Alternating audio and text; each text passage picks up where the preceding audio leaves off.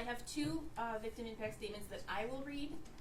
If I could start with those and then proceed to the individuals seated in the jury box. You may. First is the victim impact statement from Rosalind, R-O-S-L-I-N-D, Livingston, the mother of Patrice. Today I will be the voice of my daughter Patrice. I was sitting going through my daughter's phone and her notes back in December 1st of 2021. She wrote to herself, "I'm in love with a man who murdered the mother of his child. So I ask you, Judge, as you sentenced this monster, took her life duties away as a mother, a daughter, a sister, and a woman who served her community as a nurse to show no mercy. Thank you." The second victim impact statement I have is from Kalise, K-A-L-I-S-E, Thomas. Jamere, you murdered my best friend and my first cousin, Patrice. Your horrendous act has devastated my family and destroyed her mother. The sleepless nights are too numerous to count. The nightmares, the endless stream of tears haven't stopped. Nor will they anytime soon. Patrice could light up a room, her infectious smile, her giddy laugh. To hear her voice again as I walk through the door to her, "Hey girl," is all a distant memory. The tremendous void will never be filled and the heartbreak will never go away. All we have is photos and videos, just memories, but the memory of Patrice will live forever. My only regret is that I didn't hug my cousin once more. Jamere, you took Patrice away from her child, her family, and friends for your own satisfaction. Jamere, you hurt us in a way that's indescribable. You have not showed any mercy for your cowardly acts since May 13th of 2023. From that time, you talked to your mom on the jail phone as you blamed everyone but yourself. Your nonchalant attitude in the courtroom or via Zoom makes me sick to my stomach. No amount of time that you plea to will ever give my family the closure that we need or, better yet, deserve. All you have left is prison. You will forever be known as a murderer. Every time your cell door slams shut, may it be a reminder of what you did, taking Patrice's life.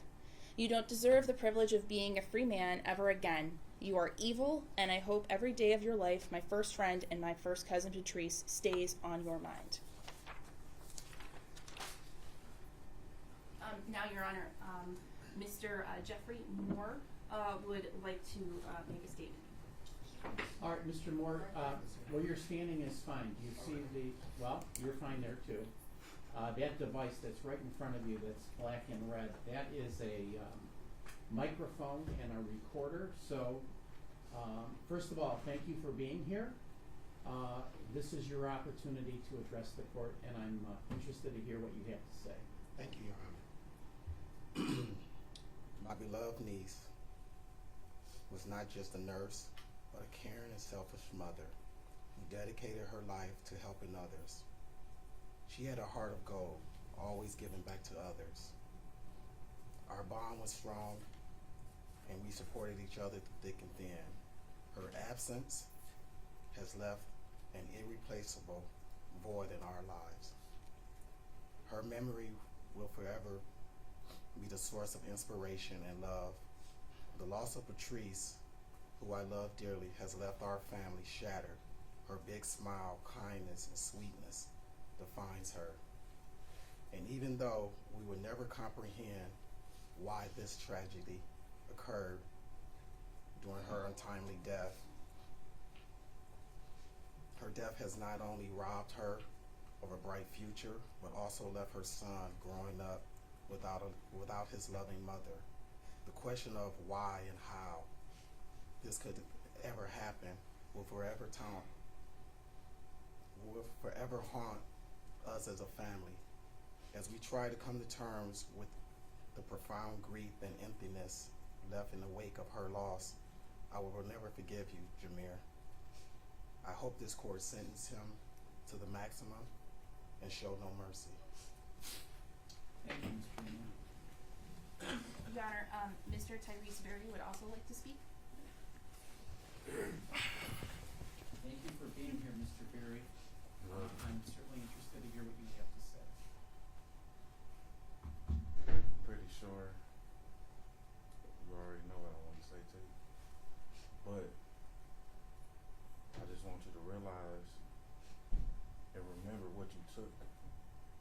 was around her and staying every day. Every day. And I told her about you. And she still trusted you. Every time you sent the little threats, I told her every time, don't be scared of him. He don't do that to men. He never did that to men. It's nobody in this world that is scared of you as a man, bro. You scare women. But you were scared of her because she wasn't scared of you. And that's what you did. But see, my son got closure. He know what you did. He know. You know he know. But do your son got closure? Do your son got closure for what you did? You man enough to tell everybody what you did to my baby mama. What did you do to yours? You got your peoples here. You got your mama here. You embarrassed your family for life. For what? You risked it for this? You put on a wig. A wig. Why is you hard? You still acting like you hard? You cannot act like you hard, bro. You crying yourself to sleep. You miss Patrice so much. Yeah, you shaking your head. That's right. That's right. Stand down. Stand down on your Mr. Murray, why don't you speak to the court and not to Mr. Miller? Well, of course you know that was the mother of my son. He took her. She wasn't scared of him at all. She fought back. That's why you lost and she won. Why do you think you won? Speak to me, please. He did not win. He lost. This is an L. Forever. His family. Look at the embarrassment that he just showed. He in here shaking his head, Your Honor. Like, yeah, oh, man, you know you crying yourself to sleep. You about to take this plea? Take it. Just know that he will never make it out of this. It's gonna be them calls and they're gonna be fading. Family gonna forget about you. Your mama gonna forget about you. Your friends, your cousins, everybody, they gonna forget about you. But I'm gonna leave it at, if you think you're gonna make it out of this, I don't know what type of God you praying to. And I'm gonna leave it at that. Thank you, sir. Your Honor, Miss Chanel Anthony would like to read the victim impact statement that her son Brandon, a cousin of Patrice, wrote. Good morning. I'm happy to hear from you. My baby cousin was murdered. This is a sentence that I struggle to say because it makes it reality. The reality now is that another child has to live without their mother. Another beautiful black woman destroyed rather than loved and cherished. Another sibling enduring agonizing pain because of a person not fit to be labeled as a man. Not even worthy of being called a human. The bricks and bars that would be in his place of residence and resting place is much of a blessing. Patrice was always full of life whenever I would drive up from Georgia and see my cousin. She always had a smile big enough to fill a room. I honestly believe she was the first person I recognized that had dimples. Me and her older brother were cousins, but we were just like brothers. He was also taken too soon, as well as due to a tragic hit-and-run accident. Patrice, my family, were devastated by the sudden loss. Patrice adored my man. He was her knight in shining armor. I can still hear how he made her laugh. It was years and years after Man's death until I could come back to Detroit, because when I look at Patrice, I could only see my cousin Man. When I finally saw Patrice again, she was just starting high school. She was a beautiful black woman. The thing that made her so special is that her soul matched her appearance. I was so proud to see that she did excellent, beautiful, smart, and driven in school, and she furthered her career. When I would talk to her about college, I gave her tips that would help her into graduation. She did that and so much more. Patrice was one of the younger cousins that you just knew whenever they did, she would be successful. I just want to thank Patrice for motivating me as a father of daughters to see what determination and perseverance looks like. I love you, baby cuz, until I see that beautiful smile again. Thank you, Ms. Anthony. And Miss Pamela Golston, the grandmother of Patrice, would like to make a statement. Good morning, Ms. Golston. Thank you for being I here. am so angry that you have caused on my family. You know, it's almost like words. I don't even want to. If I can say to you, I don't understand you. What kind of person are you? Where you come from? Who can even support you right now?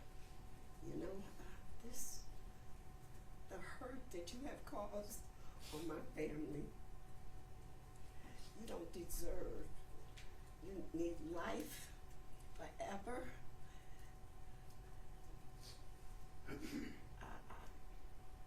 It's not even. It's hard for me to even talk right now, because what I really like to say or touch. What kind of person were you? What kind of person are you to do this to her? Every time you think about her, think about her. You talk about you loved her. How could you love a person and you took her life? How? Is that love? Is that really love? Man. Oh, I wish you could get up and talk, but talk to me. Me. I'm the one that you should have met. Really. Should have been me. Why did you do this to my child? Why did you do this to my family? Why? Why? How would you like somebody to do that to your mama or your sister? Huh? You think they would like it? You ain't fit to live. And I shouldn't say it, but it's real. Because I don't believe that people should take other people's life. Not like that. It's not right. Don't you understand? Should have been me. Should have been me instead of her. I gave you your match. Trust me.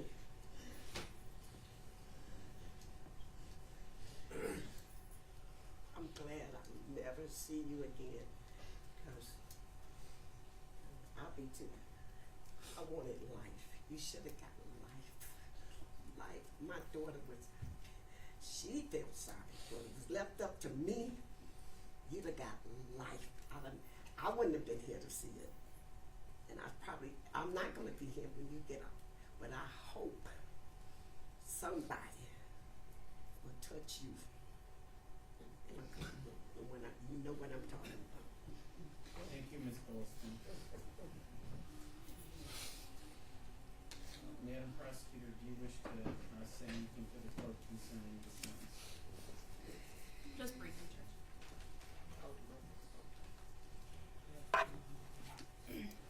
We're here today because the defendant pled guilty to what could only be described as a brutal, thoughtless, senseless act of domestic violence.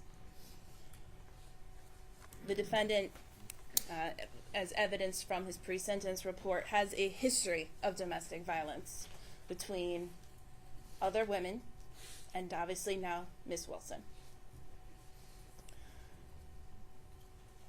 The defendant in his pre-sentence report made a comment about this offense. And his comment about this was that it was unnecessary and should not have happened.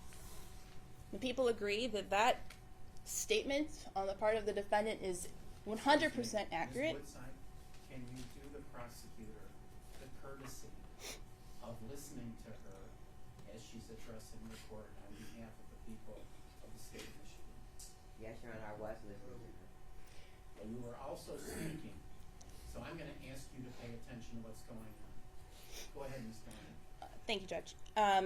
That statement is 100% accurate. This was a crime that never should have happened because he never should have went to Detroit Receiving Hospital that morning.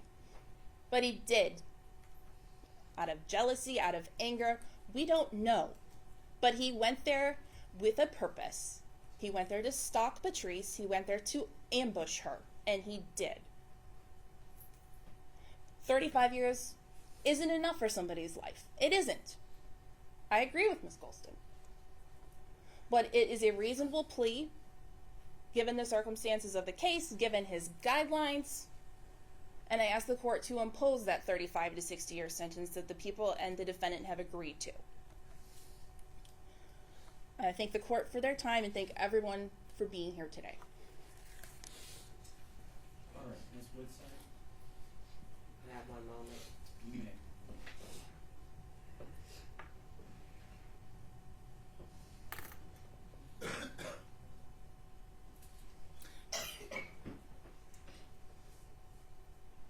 Your Honor, if I may, I also have receipts for the funeral expenses and the bills for the cemetery.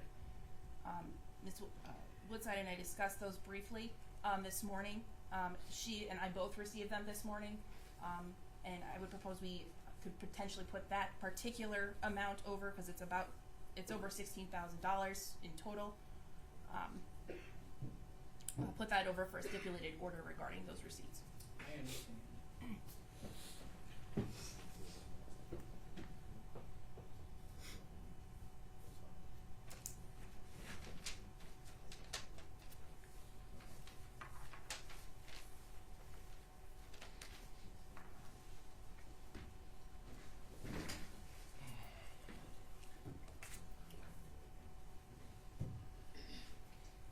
My client would have a statement to make, Your Honor.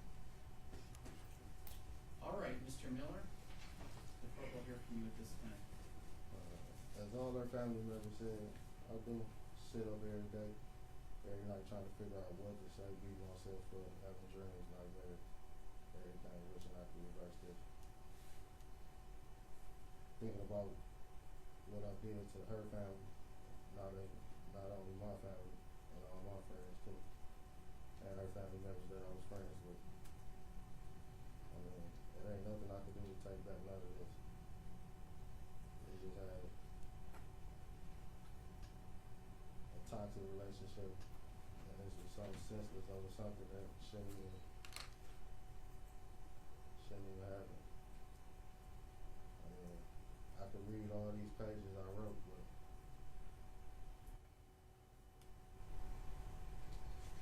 I don't know. So, sorry. Yeah, 'cause I beat myself up and got all this stuff to say, but I don't see much, but I feel everybody that spoke. Ms. Woodside. I wanna read my hands stuff, but I just got my hands stuff. I don't know exactly which is. Okay. So I think that there are many other pages, Your Honor, but I think he's gonna not read any additional other pages. I can read it for him. Can I read it for him? That's fine. I sit up every night, every day, every night trying to figure out what to say, beating myself up because I know that there is nothing I can say to make things okay. Nothing to say to make this reverse. Nothing to say to heal our families. This has been the worst, most haunting experience of my life. I have dreams and nightmares of all of our great times, all of our okay times, all of our dates and trips, even the bad and the toxic arguments. I would trade the world to have them back, and not this truth of tragedy. I literally wake up sweating, heart beating heavy because of reenactments of this morning that caused much pain to so many loved ones. Patrice didn't deserve this. We don't deserve to lose both our lives over foolishness. We have people that really love and care for us. I really hurt over this. I wanted to cry when Miss Rosalind took the stand because I felt her pain. I felt exactly how she felt in my body. Patrice was my heart. All she wanted from me was to leave the streets alone and not waste my potential. All she wanted was security, and I'll never leave her and be able to be each other's crutch and backbone. I failed her. I failed us. I failed our kids, our family, and our friends. I am so ashamed. All she wanted from me was to submit to Christ, pray, and repent. And now look, money is the root to evil. I swear. All I wanted was my money, and all she wanted was me to pay off that rental. And now we pay with our lives. I wish that now I could have been the bigger person and said yes, pay it off. It was not worth this. I've been to ground zero 20 times and got to the top floor. I don't know what was different. Could have been the police raid and seizure that had me thinking corrupted. I think about that morning so often that I find myself in deep thought and then crying. I think about the moments leading up to getting in the car. I think about what happened in the car. I think about when I said, come on, let's go back to receiving. I think about her telling me how to stop the bleeding. I think about her telling me she didn't want the police to kill me. I think about our last moment. It hurts so bad. I wish we could have put our mothers in this situation. I truly do. This is the hardest pill to swallow ever. To this day, I'm in disbelief. I still try to dial her number thinking that this is a dream. But I know it's not. I know she ain't gonna answer. And she always answers. I wish you would have told me to take her back when I wanted to. I believe at least she would have had a chance at life no matter what would have happened to me. She still, after all this, didn't want for me to be hung. And this will continue to hurt my soul every second of eternity. I have so many great memories of our time together. I catch myself when I smile. I hold myself when I cry. I guess this is the first time ever merciful, because I accept punishment without a fight. I beg for forgiveness. I have compassionate treatment of the unfortunate, and I pray for our family, our children, and our friends. Chris Rock said, and I quote, "If you never know that the last time you see someone will be the last time that you see someone. This may be the last time I see anyone, the last time anyone sees me, because I should never had the last time seeing Patrice, and that shouldn't have been her last time seeing me and her last time, period. And even if God or her family or my family doesn't forgive me, I would do what she asked me.